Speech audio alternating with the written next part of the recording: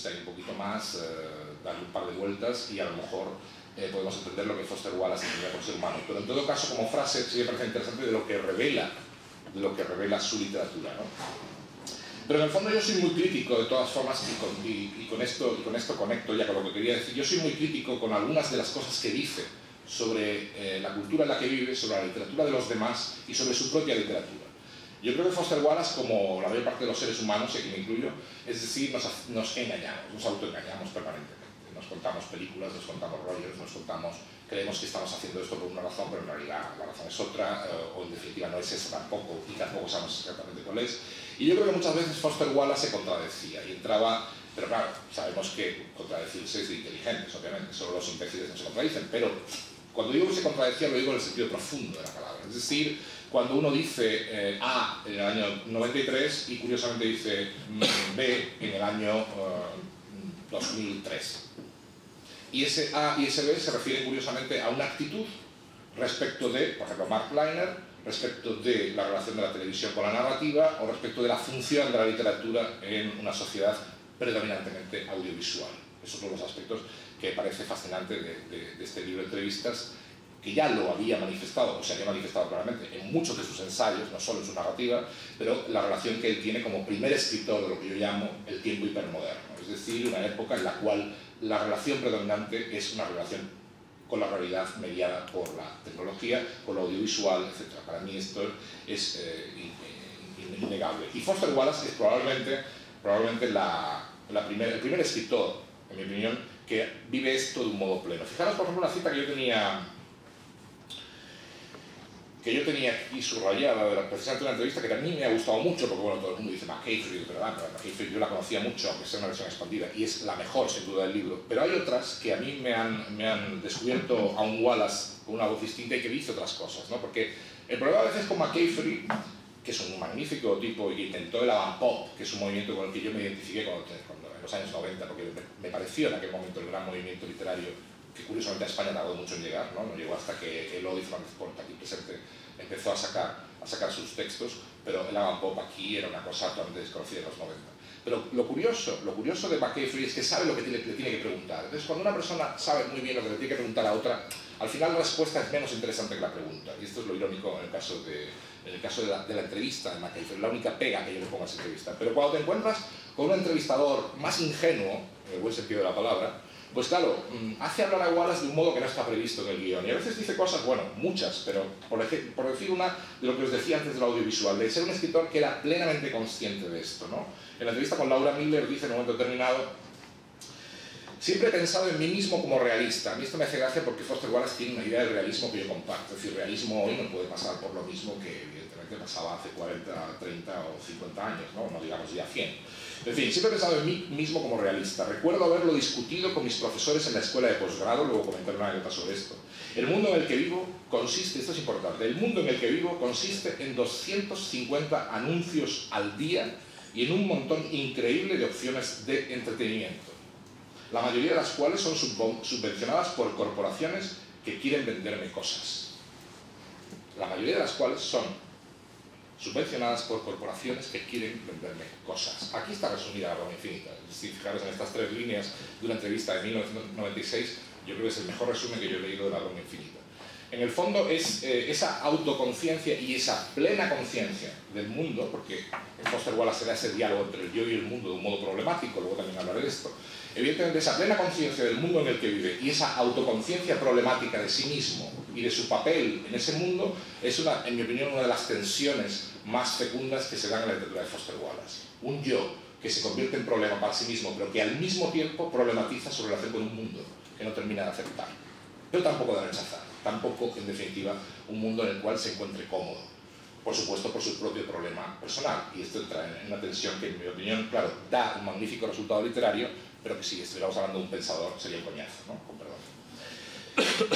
Y por eso a mí me interesa muchísimo más el Foster Wallace ficcionador, al revés de lo que mucha gente piensa. Es decir, a mí me interesa el Foster Wallace de la ficción mucho más que el de la no ficción. ¿Por qué? Porque el de la no ficción no solo eran encargos que él intentaba suplir del mejor modo y utilizando los mejores recursos que le había dado la naturaleza, Dios o lo que queráis, el infinito, Pero obviamente cuando escribía ficción era, yo creo, cuando afrontaba del modo más directo, aunque era a través de un espejo, más directo, su verdadera temática, que es, repito, el conflicto del yo con el mundo, porque es el conflicto, por la parte, más viejo del mundo, pero en su caso se daba a través de un conflicto de ese yo consigo mismo. Él dice el director general del universo. Claro, bien, está bien. Está bien. Lo llega a decir. Claro. Director general, el CEO. jefe de... El CEO. Bueno, la cuestión del... A mí el otro tema que me interesa de Foster Wallace es la cuestión del cerebro. El cerebro. Es decir, yo sí creo que el caso de Foster Wallace es patológico, es decir, se da una cuestión que es muy interesante en su caso. En mi opinión hay una timidez patológica y por otro lado al mismo tiempo una curiosidad extrema. Es una sensibilidad que tiene estos dos aspectos. Una timidez patológica respecto del otro, pero al mismo tiempo una curiosidad extrema respecto de los otros y respecto del mundo en general, ¿no? Del mundo en general. Y claro, esto creo que alimenta a una literatura en la cual el cerebro es lo central. El cerebro, es decir, el modo en que el cerebro procesa información. Por ejemplo, en una de las entrevistas llegó a decir: he recibido hoy 500.000 estímulos de información. He recibido hoy 500.000 estímulos de información. Calculo, dijo, me parece, que el 1% o algo así de ello me será productivo algún día. Bueno, eso da una idea de cómo funciona un cerebro. Sí, recibir 500.000 estímulos, procesarlo y, evidentemente, seleccionar, pongamos un 1% de esa información y pensar que podría ser productiva. Pero esos 500.000 estímulos de información, obviamente, ya son una sobredosis directamente, ¿no? Podríamos considerarlo una sobredosis. Y a mí me parece, en el sentido de Wallace, que era un tipo, evidentemente, que se manejaba con adicciones de múltiple tipo, obviamente, porque era un escritor, como él dice, que tuvo muy joven que moverse en un mundo donde la adicción y el estar a la altura de las cosas te obliga a doparte. Ya sabéis que hay este tema del dopaje, que en el mundo de los escritores, desgraciadamente para los ciclistas, hay que decir, los escritores lo que es más fácil, ¿no? Se puede dopar, no pasa nada, los resultados siguen valiendo, y pasan décadas y pasan siglos, y los resultados dopados siguen valiendo, y los ciclistas, los pobres, que ya habéis visto lo que les pasa, ¿no? Pero dicho esto, realmente en el caso de Foster Wallace el dopaje era una forma de controlar un cerebro, que estaba descontrolado a la hora de recibir información y de procesarla, ¿no? Y el dopaje era una forma de manejarse también con esa información. En ese sentido hay un lado cyberpunk de Foster Wallace que nunca se ha incidido demasiado en su propia persona a la hora de verdaderamente concebirse como un individuo conectado, enchufado a la máquina de la información en la que él vivía, que era una máquina básicamente mediática, y luego, porque realmente confesaba que con Internet tenía una relación muy pobre. También es una cosa curiosa, pero es alguien que ha manifestado, y eso es muy propio de mi generación, ¿no? Yo, por ejemplo, soy un hijo de Internet también, pero tardío, evidentemente. La televisión me amamantó igual que a él, ¿no? O sea, la televisión realmente fue nuestra nodriza, ¿no? Porque cuando teníamos muy pocos años era la televisión lo que estaba ahí, ¿no?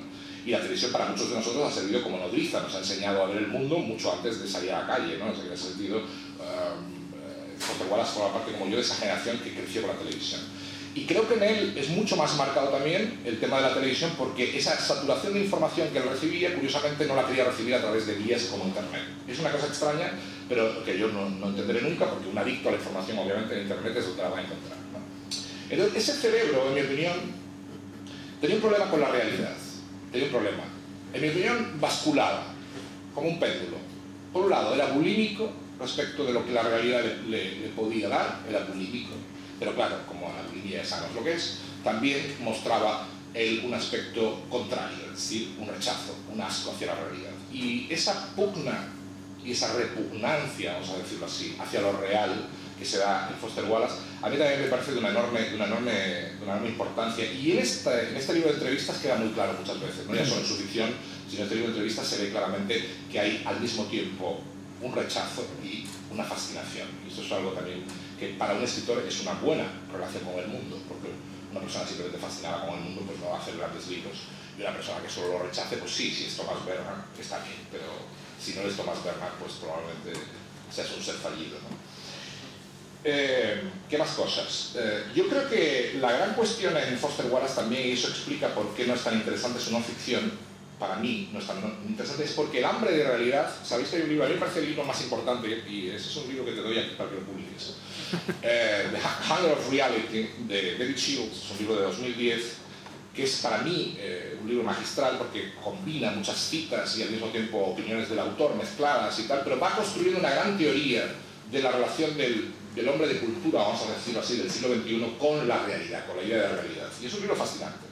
Y entonces David Shields en el título ya dijo Hunger of Reality, es decir, hambre de realidad. Y a mí me parece que el hambre de realidad es lo que define al escritor del siglo XXI. Porque, evidentemente, en un contexto de simulacros, de simulaciones, de un entorno absolutamente artificial, que por otra parte es fascinante, curiosamente queda en el fondo una nostalgia por algo que sea real. Lo que pasa es que el escritor, que verdaderamente sea inteligente, Foster Wallace será un caso, lo que va a hacer es darse cuenta de que esa nostalgia es un artificio también y que ese fondo de realidad es otro artificio también, y finalmente no hay forma de salir del bucle. El bucle del bucle es verdaderamente lo que define a Foster Wallace, ¿no? Para terminar, querría leeros una última cita de él que a mí me parece fundamental, probablemente la que más define su proyecto literario, la que en definitiva explica lo que él quiso hacer y que en mi opinión es un proyecto que la mayor parte de los escritores del siglo XXI podríamos suscribir. De los que están aquí presentes, por ejemplo, evidentemente Luis Fernández Porte, Agustín Fernández Mayo o yo mismo, ¿no? Fijaros, es una frase muy interesante.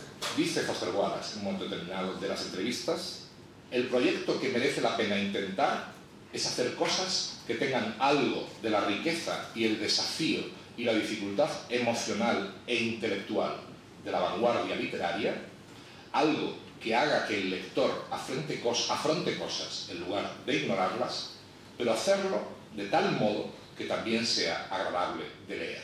Yo creo que ahí estamos todos, ¿no? Gracias.